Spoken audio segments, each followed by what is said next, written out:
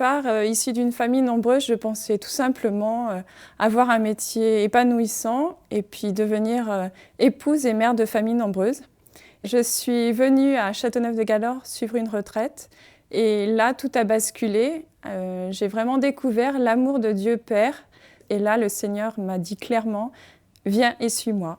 Et je me disais, c'est peut-être là que le Seigneur m'appelle. Donc je suis venue, j'ai fait plusieurs stages, entre guillemets, j'ai aidé dans les services ici. Et tout en servant les retraitants, je me rendais compte combien ma présence toute simple, toute donnée, permettait à des retraitants de faire un cheminement vers le Seigneur.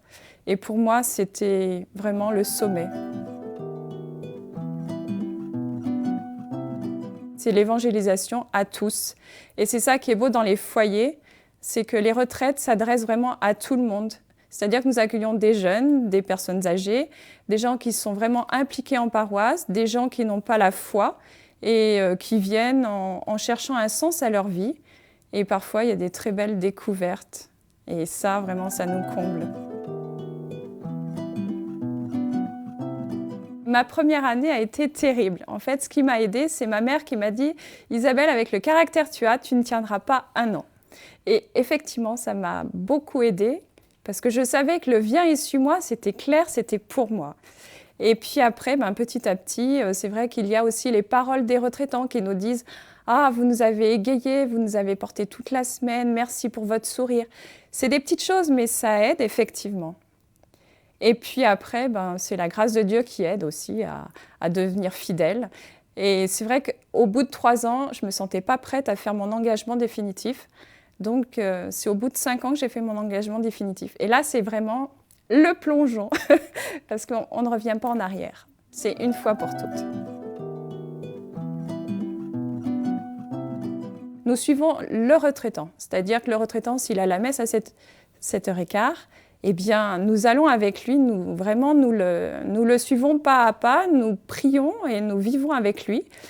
Les repas, nous les prenons séparément, mais après, nous nous retrouvons à la chapelle, tous ensemble, pour un chapelet, pour une adoration, pour vraiment une vie vraiment centrée sur le Christ, avec nos frères et sœurs, avec les retraitants, tous ceux qui viennent.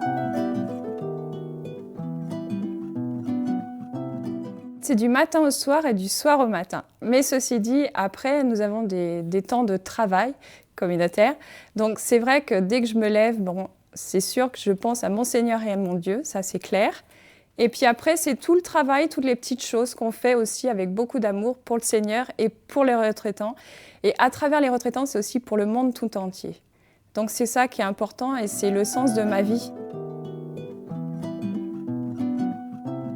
Déjà, difficulté par rapport à mon caractère, accepter que telle ou telle personne soit différente de moi. La différence, c'est vrai que des fois, c'est dur. Nos différentes façons de travailler, d'aborder tel ou tel problème, tel ou tel aspect de la vie communautaire.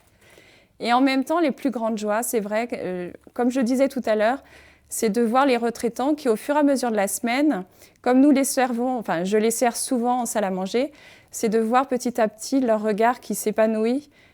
On se rend bien compte que ces personnes-là trouvent un sens à leur vie.